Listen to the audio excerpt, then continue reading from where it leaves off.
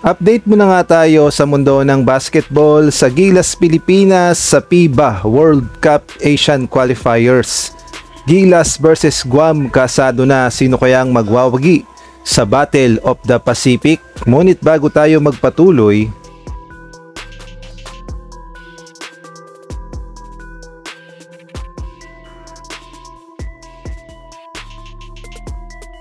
kasado na nga ang The Battle of the Pacific sa pagitan ng Gilas Pilipinas at Guam. Para nga ito sa FIBA World Cup Asian Qualifiers first window. At dito nga ay magkakaroon ng home court advantage ang Guam dahil gaganapin ng laban sa kanilang baluarte. At sa mga nagtatanong kung anong oras, mamaya na nga yan, 5 PM live sa RPTV, One Sports Plus, PBA Rush, Pilipinas Live, at meron din live sa One Sport sa kanilang YouTube channel at meron din niyang mga live sa Facebook page. Kaya naman ating suportahan ang Gilas Pilipinas. At pagdating naman sa lineup ni Coach Tim Cone, kumpleto naman ang 12-man lineup ni Coach Tim Cone kontra nga sa Guam na kinabibilangan nila Japet Aguilar, RJ Abarientos, Justin Brownlee, AJ Edu, Junmar Pajardo, Quentin Millora Brown, Chris Newsam, CJ Perez, Kevin Kembao, Dwight Ramos, Carl Tamayo, Scotty Thompson.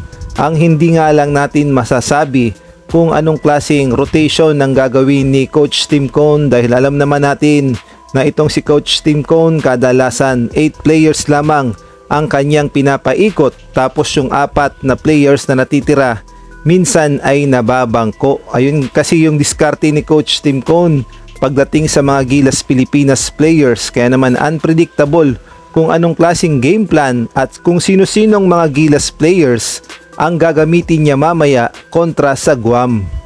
Pagdating naman sa makakalaban ng Gilas Pilipinas na Guam ay masasabi nating 100% ay confident sila dahil unang-una baluarte nila ang magiging venue ng laban at syempre walang dagayan sa dibdib dahil ang tingin nila sa kanilang mga sarili ay underdog at nirerespeto pa rin nila ang lakas ng Gilas Pilipinas. Ngunit may sinabi ang kanilang Vice President na gugulatin daw nila ang mundo. So and then we're going to bring it back to the Philippines and we're ready to shock the world here, so Guam coming to play, they're coming in our hometown, so I'm looking forward to a great game and these guys playing well. Yes, sir. Okay, and then I should.